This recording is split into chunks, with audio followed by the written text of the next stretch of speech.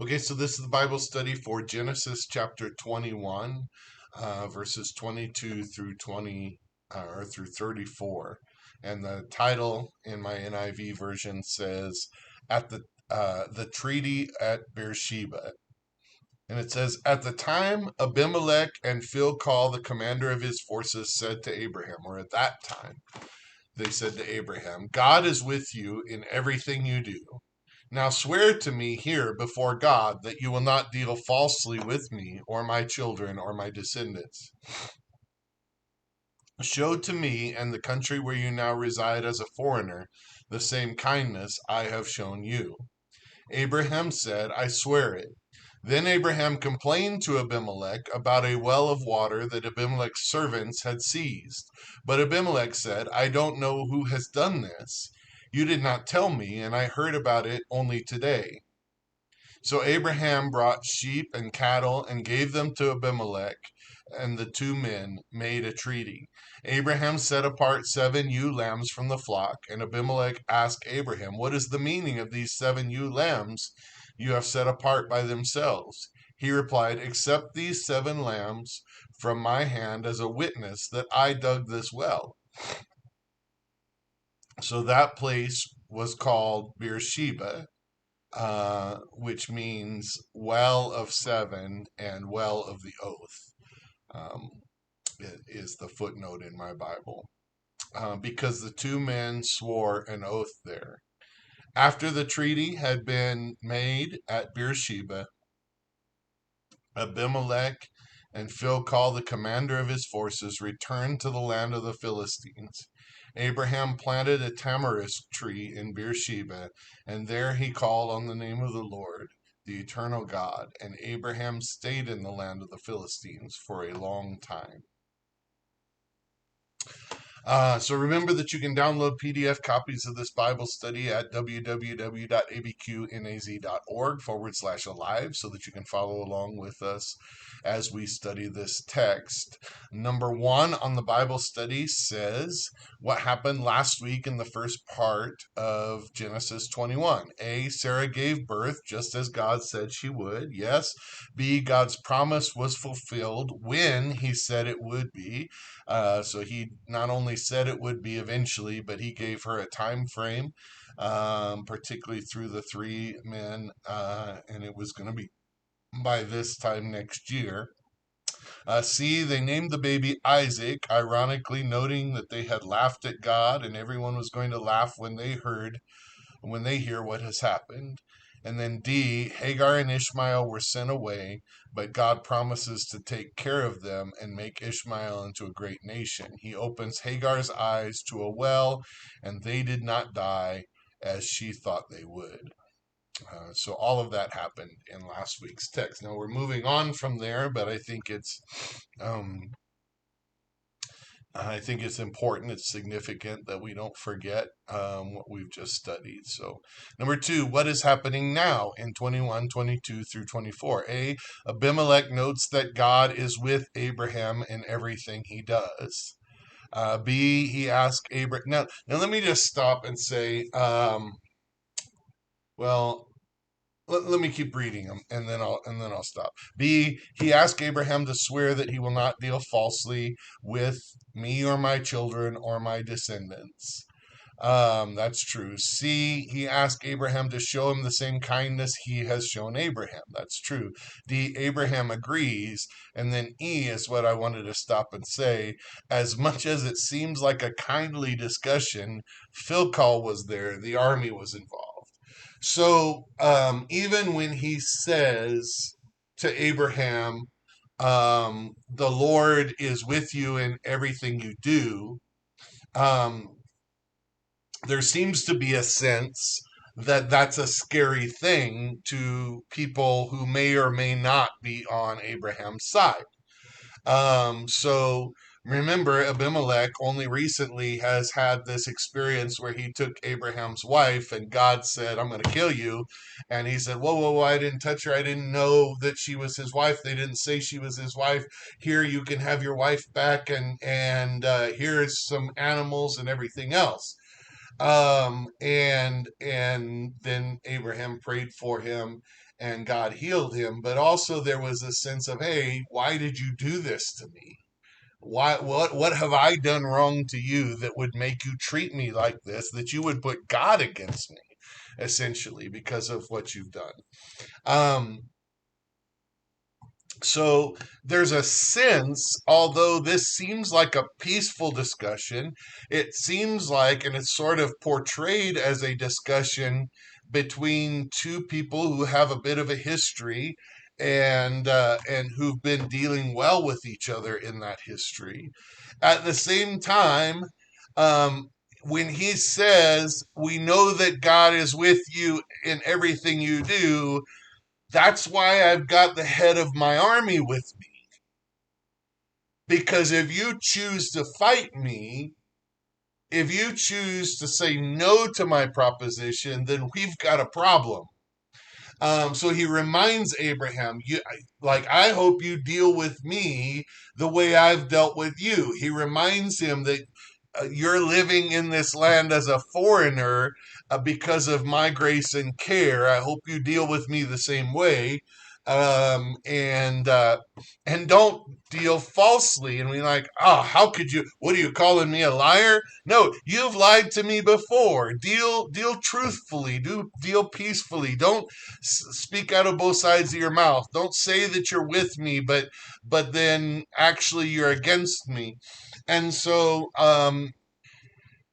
it the title or the heading in my Bible, my translation of the Bible, I think rightly declares this a treaty, which is generally considered to be sort of a military thing, as opposed to a handshake agreement between two gentlemen, because the army commander came out with him and said, are you planning to deal with us truthfully and peacefully and treat us kindly?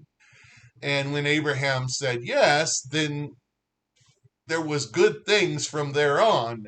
But there is a sense that this could have gone a different way if Abraham didn't agree to that, and that they did bring out their army to make sure that this is the way we're going to deal with things from here on out.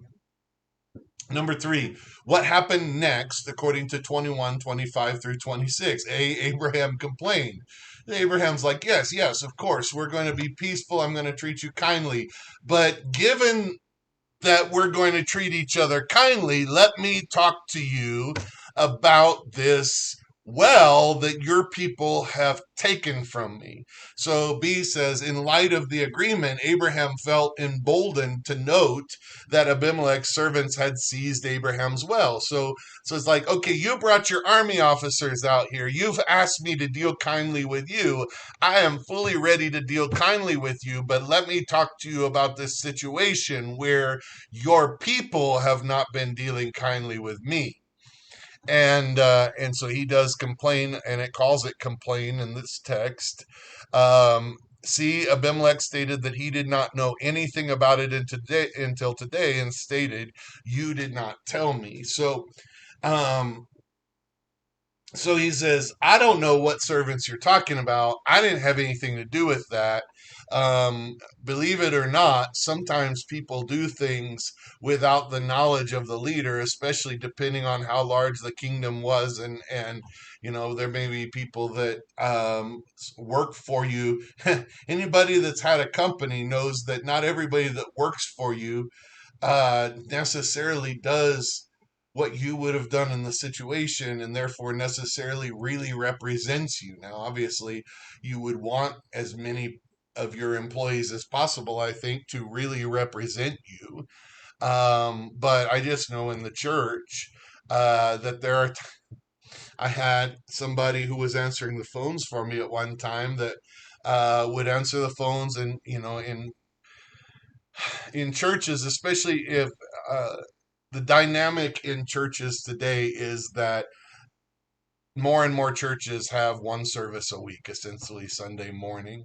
There are lots of parachurch ministries or evangelists or different people. Jews for Jesus, Love Inc. Was one for a while. Parachurch ministries like that want to come and speak at your church. Either they want to preach for a Sunday or they want to just announce and make people aware of what they do. And I used to say when I became the pastor at Sandia, they don't call near as much. I think it's because if they want an offering, we don't give very big offerings, and maybe it's because I haven't returned all their calls. I don't know, but I used to say I could fill the pulpit in our church 52 weeks out of the year based on cold calls that I get from random evangelists and parachurch ministries. If I wanted to not ever preach, I could find somebody every week of the year to talk to the congregation, and I could just not. Now that probably wouldn't be good for my longevity as a pastor, if a church was never hearing from me, and it probably wouldn't be good for the congregation, and that's the reason that I don't do it really. But anyway, back to the original story. I had somebody that answered the phones, and he would get a call from one of these folks, and he would say, "Oh yes, the pastor would love to talk to you. He'll call you back. Let me take down your number." And after I got a few of these, I said, "What?" I said, "No, no, no. I'm not going to call them back." I threw that away. He said, "But I told him you'd call him back." And I said, "Why did you do that?" Because I don't call back everybody that I that that I get a message from, because I can't. I don't have time for that. And honestly, I don't like salesmen too much, and folks in ministry have a tendency to be a little bit like salesmen sometimes when they're trying to sell their ministry, and it bothers me. Sometimes we've had to do it too, I get it, but it just bothers me. And so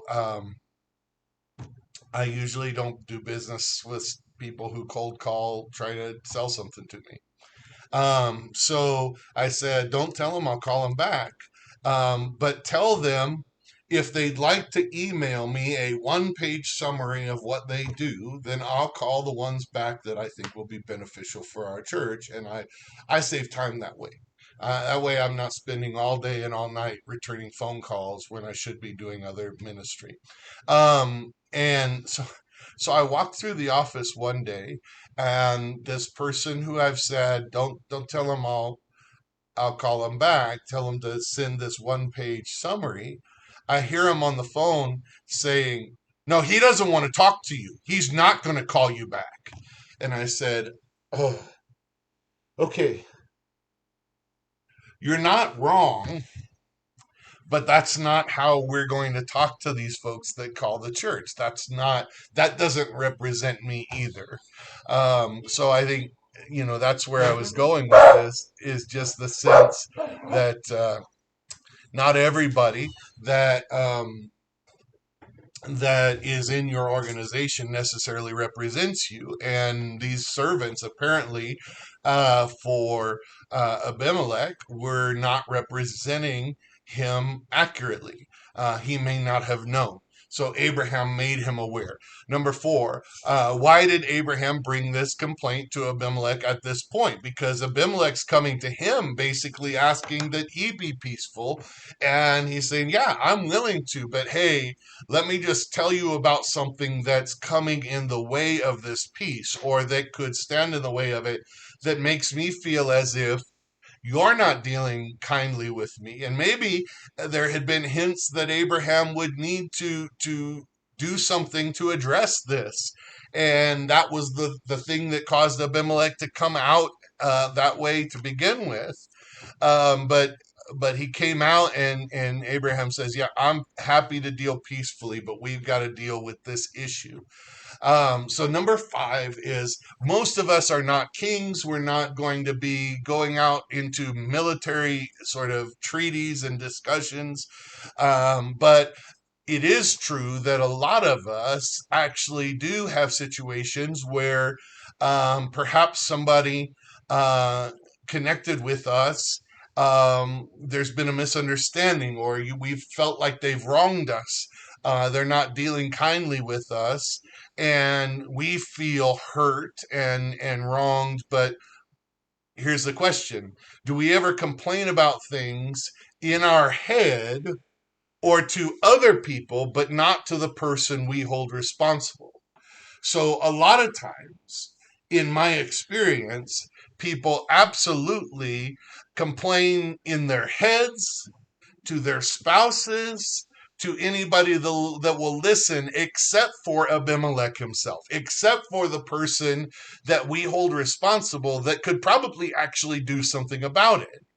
The second part of the question says, what is the result of this? Honestly, often nothing, except for to get us more and more riled up and angry and convinced in our head that they've done this to us on purpose. We haven't solved anything. We haven't addressed the issue with the person that we feel has wronged us. And so here we are, not solving anything, but we're taking action that is not productive. In fact, it may be counterproductive. Why do you think we do this? I think some people say, well, I just got to vent. Yeah, yeah, but I mean, it can be terrible in marriage relationships. People complain about their spouse to their parents, and then their parents hate their spouse. And they're like, no, no, no, I love my spouse. Why do you hate my spouse so much? Because you're always complaining about them and criticizing them, saying how terrible they are. I tell people when I'm doing premarital counseling, I'm like, don't complain. Though it's often the wife. Don't complain to your mother about your husband. And a big thing is because you probably don't call your mother when he brings you flowers either, or when he does something wonderful for you. So it's only when you're frustrated, so you paint a lopsided picture of the relationship where it looks like your husband is terrible when they're only hearing the negative side of it. Um, and a lot of it is just we complain about other people to make ourselves look better or feel better. And I would say it's the last part of it says, do our reasons justify it? No, because honestly, it is unproductive. It gets us going round and round the axle until we're so wrapped up that we're ready to kill the person. The venting is not venting if we're getting more and more upset. So honestly, what we should be doing is talking to the person, and that will build the relationship. It will address the situation. Number six, what happens next according to 21:27 through 34? Abraham gave Abimelech 7 ewe lambs as testimony that he had dug the well. So he says, look, I know you may not believe that I even dug this well, but I'm going to give you like an offering of these 7 ewe lambs to say I dug the well. I'm not complaining. I'm not like trying to get something that is not mine. In fact, I'm willing to give you something for it as a testimony, which this is not how we do things today, but it creates a sense where Abimelech, why would Abimelech think that Abraham is trying to get something for free if he just gave him 7 ewe lambs? So these are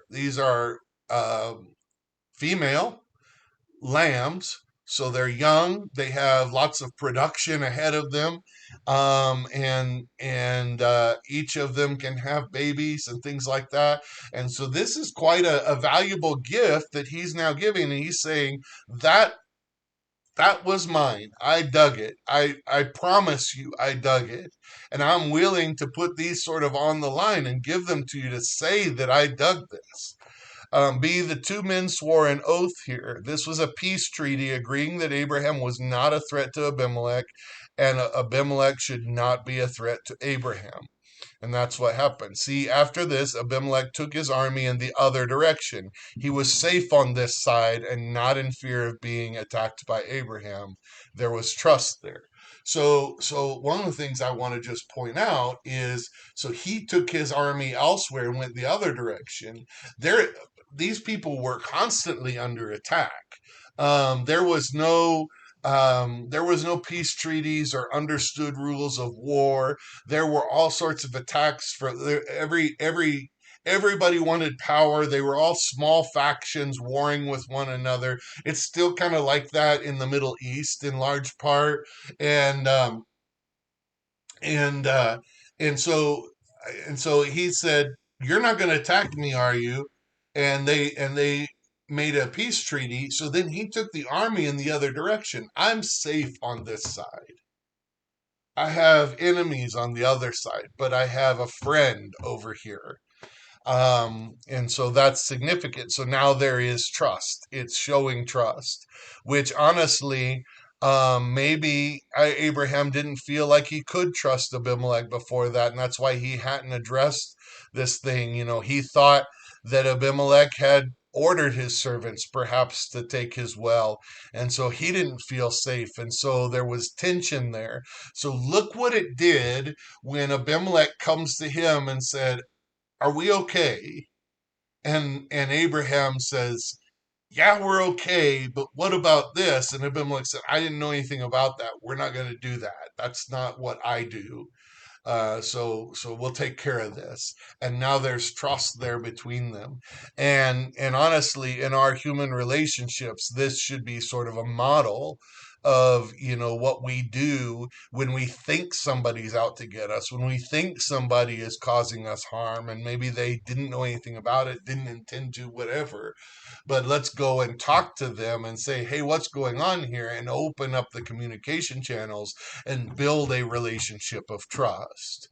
Number 7 says, "How would our lives be different if we establish trusting relationships with the people around us?" And I think that's a significant question. I think our lives would be very different, and I don't think very many of us have lots of trusting relationships around us. In fact, I think a lot of us are a little paranoid, a little suspicious. We may not even have trusting relationships with the people in our own house, let alone with our group of friends and extended family around us and in our community. And we would be healthier if we had trusting relationships. I think actually this is one of the biggest problems with our culture and our society in America today is we don't know how to have those kind of relationships. And therefore, we're mentally ill, honestly, because we don't have the comfort of those relationships around us. And instead, we have a lot of suspicion and worry. Let's change. Let's be different.